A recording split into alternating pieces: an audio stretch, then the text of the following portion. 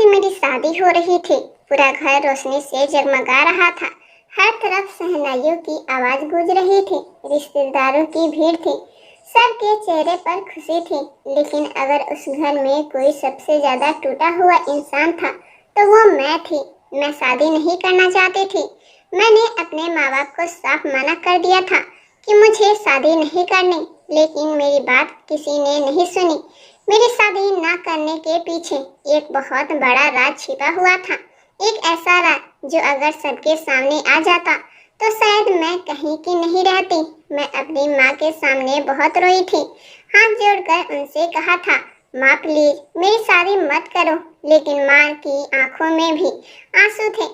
उन्होंने मेरे सिर पे हाथ फेरते हुए कहा था, सुनैना, हम हमेशा तुम्हारे साथ नहीं रहेंगे। तुम हमारी इकलौती बेटी हो। हमारी सबसे बड़ी जिम्मेदारी तुम्हारी शादी है।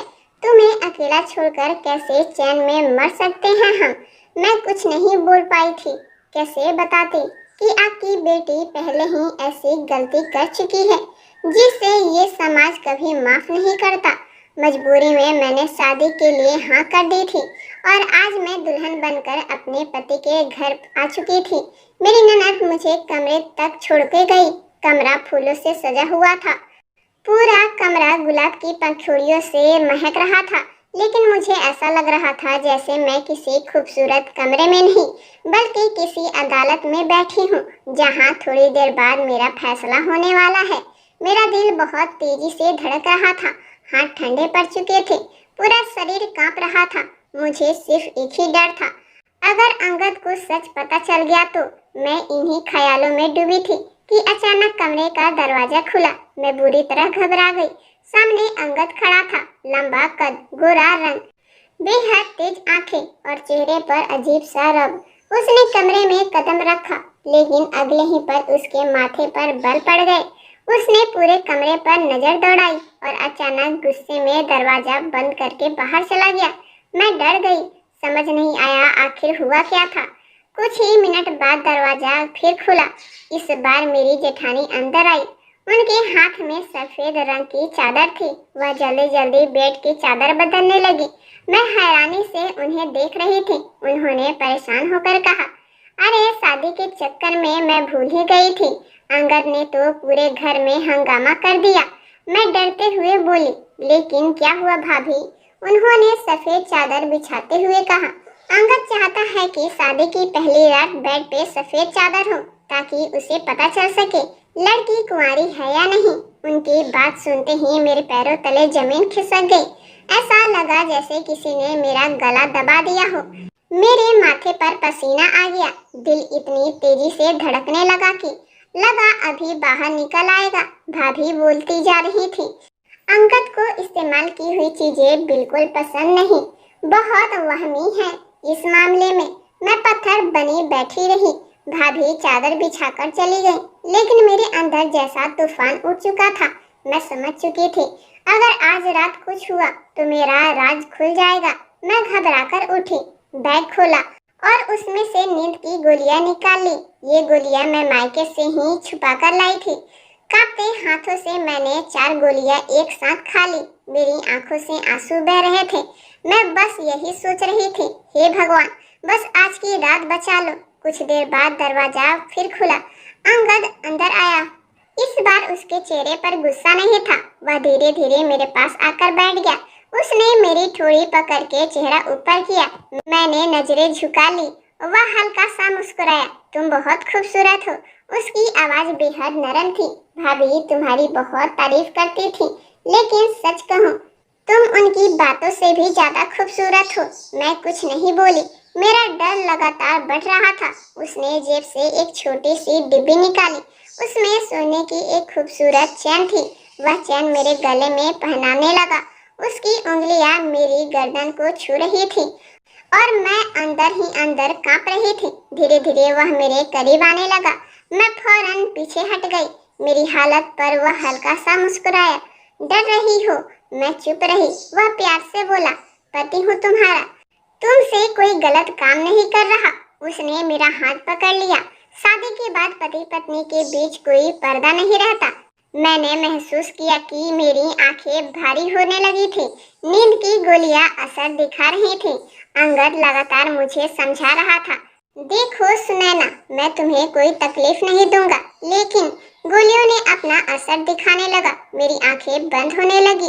कमरा घूमता हुआ महसूस हो रहा था। आखिरी बार मैंने बस इतना देखा कि अंगद घबरा कर मुझे हिला रहा था। सुनैना, सुनैना, क्या हुआ तुम्हें? और फिर सब अंधेरा हो गया। जब मेरी आंख खुली तो मुझे लगा जैसे मेरा सिर फट रहा है। मैंने धीरे धीरे आंखें खोली। मेरे हाथ में ड्रिप लगी हुई थी। मैं अपने कमरे में ही थी। मेरी जेठानी सिरहाने बैठी थी और डॉक्टर भी वहीं मौजूद थी। उन्होंने मुझे होश में आते देखा तो राहत की सांस ली। अब ठीक है। कुछ दवाइयाँ लिखकर डॉक्टर चली गई। कमरे में सन्नाटा फैल गया। कुछ देर बाद जेठानी और ननद भी बाहर चली गई। अब कमरे में सिर्फ मैं और अंगद थे। वह मेरे पास आया। उसके चेहरे पर गुस्सा साफ दिखाई दे रहा था। तुमने नींद की गोलियां खाई थी। मैंने नजरें झुका ली। वह गुस्से में बोला, क्या तुम पागल हो? मेरी आंखों में आंसू निकल आए। मैं धीरे से बोली, मुझे शादी से डर लगता है। वह कुछ पल मुझे घूरता रहा, फिर गहरी सांस लेकर बोला, हर लड़की को डर लगता है, लेकिन कोई अपनी शादी की रात 4 गोली खाकर नहीं सोता। मैं चुप रही। वह थोड़ा नरम पड़ा। मैं तुम्हें वक्त देता हूँ। मैंने हैरानी से उसकी तरफ देखा। जब तक तुम इस रिश्ते के लिए तैयार नहीं हो जाते, मैं तुम्हें मजबूर नहीं करूँगा। मेरी आंखों में राहत उतर आई। यही तो मैं चाहती थी कि वह मुझसे दूर रहे, क्योंकि अगर वह मेरे करीब आया तो सच सामने आ जाएगा और मैं सबकी नजरों में गिर जाऊंगी। उस दिन के बाद अंगद ने सच में मुझे समय दिया। वह मेरे साथ बहुत अच्छा व्यवहार करता था। धीरे धीरे मुझे उसकी एक अजीब आदत के बारे में पता चला। उसे इस्तेमाल की हुई चीजों से नफरत थी। एक दिन जेठ जी ने उसके गिलास से पानी पी लिया तो अंगद ने वह गिलास दोबारा इस्तेमाल नहीं किया, दूसरा गिलास उठा लिया। एक दिन गलती से मैंने उसका तौलिया इस्तेमाल कर लिया तो वह नाराज हो गया। मुझे अपनी चीजें किसी और की इस्तेमाल की हुई पसंद नहीं। उसकी ये बात सुनकर मेरा दिल बैठ जाता था, क्योंकि मैं जानती थी जिस दिन उसे मेरे अतीत का पता चला वह मुझे कभी स्वीकार नहीं करेगा। दिन गुजरते गए। शादी को 10 दिन हो चुके थे। एक रात अंगद ऑफिस से लौटा। मैं किचन में बर्तन धो रही थी। वह पीछे आकर खड़ा हो गया। बहुत जालिम हो तुम। मैंने पलटकर देखा। वह मुस्कुरा रहा था।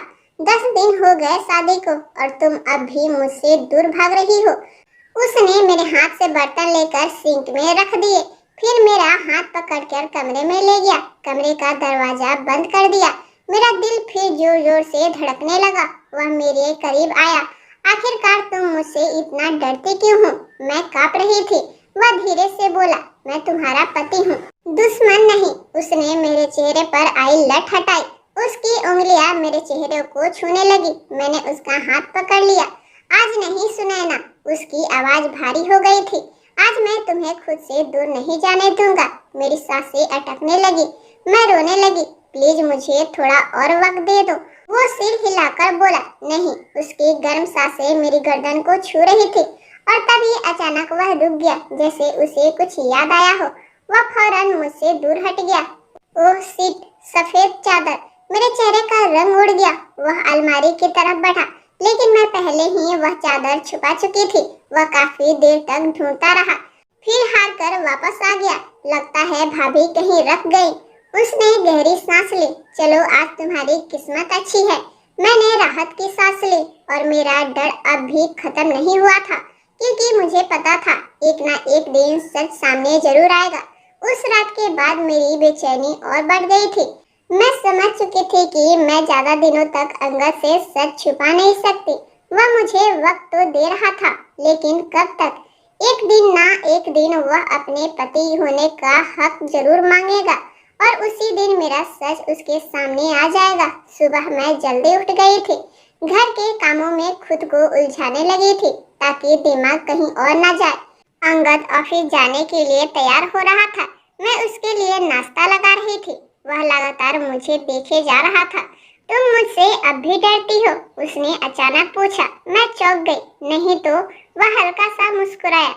झूठ बोलते वक्त तुम्हारी आंखें नीचे झुक जाती है। मैं चुप रह गई। वह मेरे करीब आया। सुनैना, मैं इतना भी बुरा इंसान नहीं हूँ जितना तुम मुझे समझती हो। उसकी आवाज में सच्चाई थी और वही बात मुझे अंदर से तोड़ देती थी, क्योंकि वह जितना अच्छा था मैं खुद को उतना ही दोषी महसूस कर रही थी। वह ऑफिस चला गया और मैं कमरे में अकेली बैठ के रोती रही। मैंने अलमारी खोली, उसमें मेरा शादी का जोड़ा रखा था। उसी जोड़े को देखकर मुझे अपनी पहली रात याद आ गई। अगर उस रात में गोलियां ना खाई होती तो शायद सब खत्म हो चुका होता। मैं सोच रही थी कि तभी मेरी ननद कमरे में आ गई। वह बहुत खुशमिजाज लड़की थी। भाभी, आप हर समय उदास क्यों रहती हो? उसने पूछा। मैं मुस्कुराने की कोशिश करने लगी। ऐसी कोई बात नहीं। वह मेरे पास बैठ गई। भैया आपसे बहुत प्यार करते हैं। मेरे दिल में जैसे किसी ने चुभन पैदा कर दी। वह बचपन से ऐसे नहीं थे। वह फिर बोली, पहले बहुत गुस्सैल थे, लेकिन आपके आने के बाद बदल गए हैं। मैंने हैरानी से उनकी तरफ देखा। सच? वह मुस्कुराई। हाँ, पहले किसी की परवाह नहीं करते थे, लेकिन अब ऑफिस से हर घंटे फोन करके पूछते हैं कि भाभी ने खाना खाया या नहीं। मेरी आंखें भर आई। मैं सोचने लगी, जिस इंसान ने मुझे इतना सम्मान दिया, मैं उसी को धोखा दे रही हूँ। उस दिन शाम को अंगद जल्दी घर आ गया। उसके हाथ में कई शॉपिंग बैग थे। ये सब क्या है? मैंने पूछा। वह मुस्कुराया। तुम्हारे लिए। उसने बैग मेरे सामने रख दी। इसमें कपड़े, जूते और ज्वेलरी थी।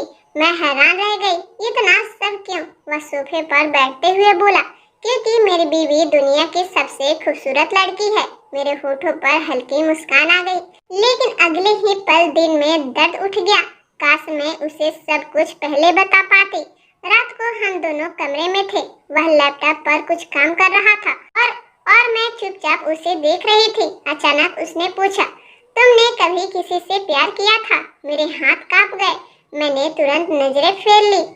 नहीं। वह मुझे गौर से देखने लगा। पक्का? हाँ। उसने लैपटॉप बंद कर दिए। अच्छा है, क्योंकि मुझे धोखा देने वाले लोग बिल्कुल पसंद नहीं। उसकी हर बात मेरे दिल पर हथौड़े की तरह लग रही थी। उस रात मैं बहुत रोई, लेकिन चुपचाप तकिए में मुंह छुपाकर, ताकि उसे पता न चले। अगले दिन उसने बताया कि उसका एक दोस्त घर आने वाला है। मेरा बहुत करीबी दोस्त है। उसने कहा, बाहर देश गया हुआ था, अब वापस आया है। मैंने सिर हिला दिया। ठीक है। उसने मुस्कुराकर कहा, आज तुम अपने हाथ की स्पेशल चाय बनाना।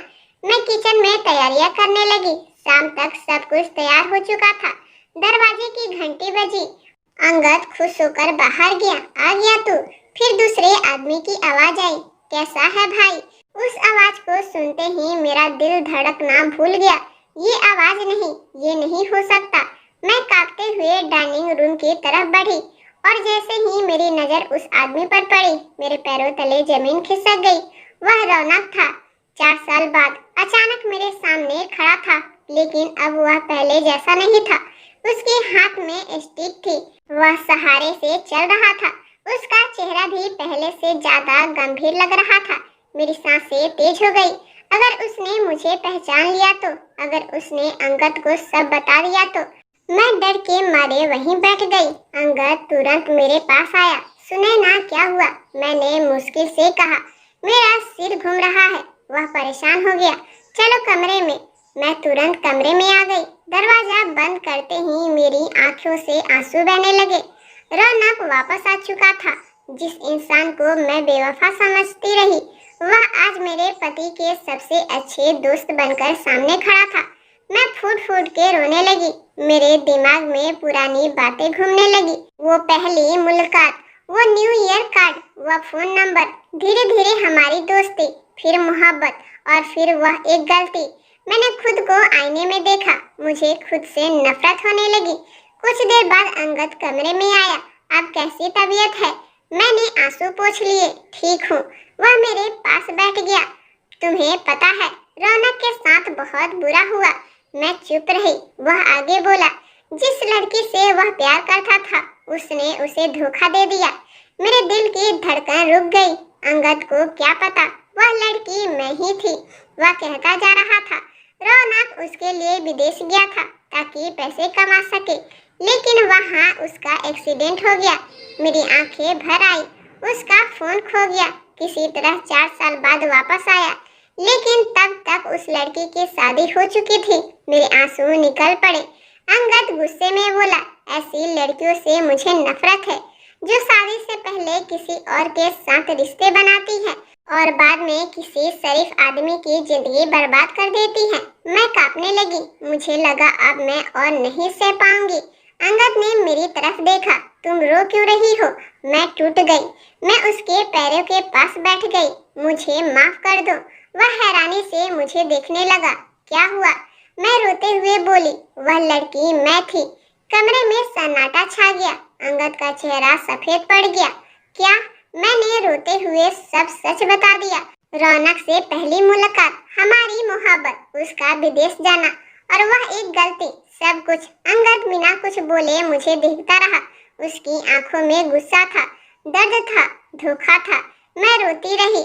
मैं बहुत शर्मिंदा हूँ। मैं तुम्हारे लायक नहीं। अचानक उसने गुस्से में पास रखा गिलास दीवार पर दे मारा।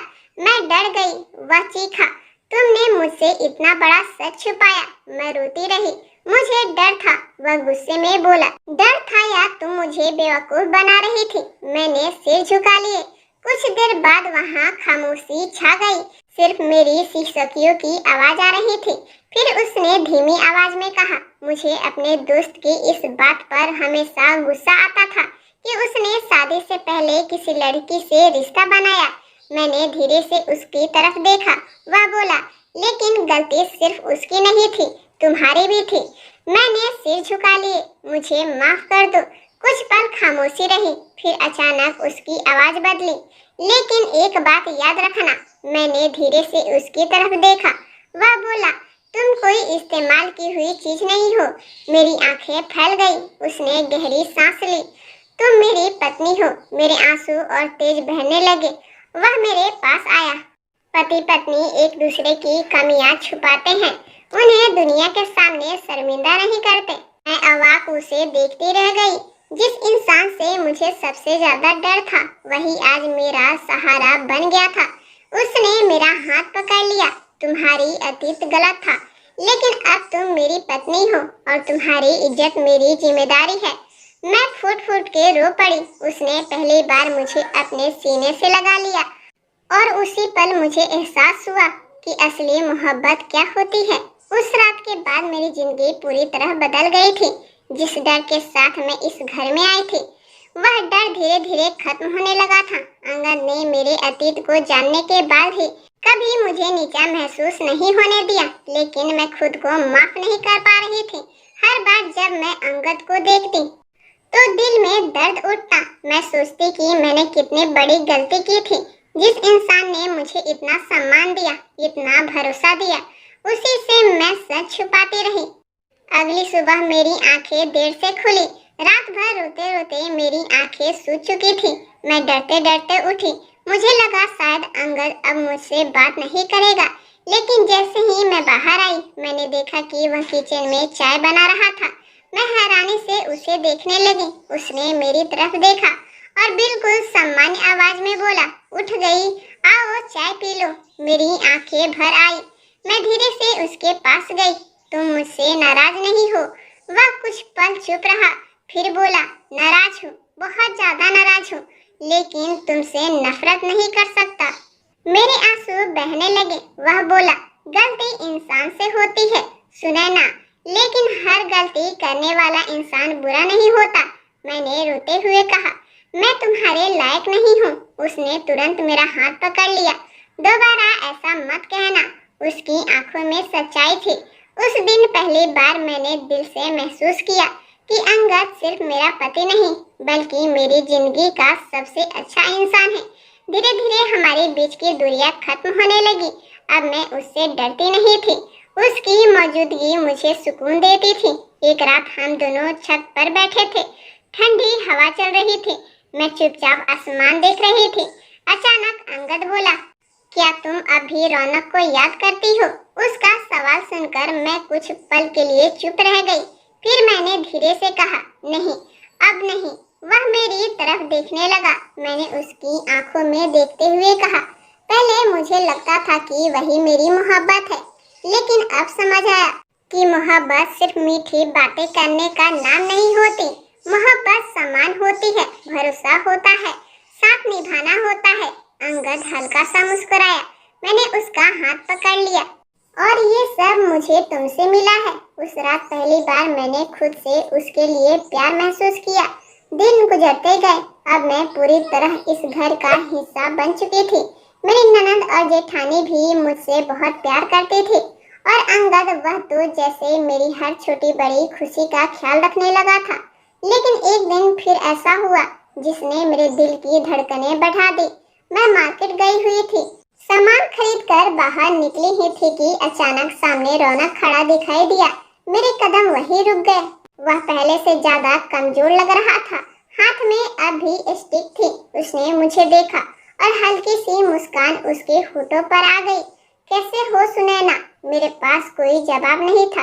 कुछ पल खामोशी रही, फिर उसने कहा, तुम खुश हो? मैंने धीरे से सिर हिला दिया। हाँ। उसने आंखें बंद करके गहरी सांस ली। अच्छा है। मैंने हिम्मत करके पूछा, तुमने शादी क्यों नहीं की? वह हल्का सा हंसा, लेकिन उसकी हंसी में दर्द था। हर इंसान को उसकी मोहब्बत नहीं मिलती। मेरी आंखें झुक गई। वह बोला, लेकिन तुम्हें देखकर खुश हुआ। कम से कम तुम खुश हो। मैंने धीमी आवाज में कहा, मुझे माफ कर दो। वह मुस्कुराया। गलती सिर्फ तुम्हारी नहीं थी सुनैना, मैं भी गलत था। मेरी आंखों से आंसू निकल आए। वह बोला, अगर मैं तुमसे सच में प्यार करता तो तुम्हें उस रास्ते पर कभी न ले जाता जहाँ बाद में तुम्हें खुद से नफरत होने लगे। मैं चुप रही। फिर उसने कहा, अंगद बहुत अच्छा इंसान है, उसका हाथ कभी मत छोड़ना। मैंने सिर हिला दिया। उसके बाद वह वहाँ से चला गया। मैं काफी देर तक वहीं खड़ी रही, पता नहीं क्यों, लेकिन उस दिन मेरे दिल से एक बहुत बड़ा बोझ उतर गया था। शाम को जब मैं घर पहुंची तो अंगद सोफे पर बैठा मेरा इंतजार कर रहा था। उसने पूछा, इतनी देर कैसे हो गई? मैंने सच बता दिया। आज मेरी मुलाकात रौनक से हुई थी। कुछ पल के लिए वह चुप हो गया, फिर बोला, क्या कहा उसने? मैंने सारी बात बता दी। अंगद कुछ देर तक सोचा, फिर बोला, शायद वह भी अब बदल चुका है। मैंने पहली बार महसूस किया कि अंगद का दिल कितना बड़ा है। कोई दूसरा आदमी होता तो शायद कभी ये बात बर्दाश्त न करता। समय गुजरता गया। देखते ही देखते हमारी शादी को 5 साल हो गए। आज हमारे घर में एक प्यारा सा बेटा है। उसकी खुशी से पूरा घर गूंजता रहता है। अंगद आज भी मुझे उतना ही प्यार करता है। उसने कभी मेरे अतीत को लेकर मुझे ताना नहीं दिया, कभी मुझे शर्मिंदा महसूस नहीं करवाया, और मैं तो उसकी दीवानी बन चुकी थी। तो दोस्तों, वीडियो पसंद आया हो तो लाइक और साथ ही हमारे चैनल को सब्सक्राइब जरूर कर लीजिएगा। धन्यवाद।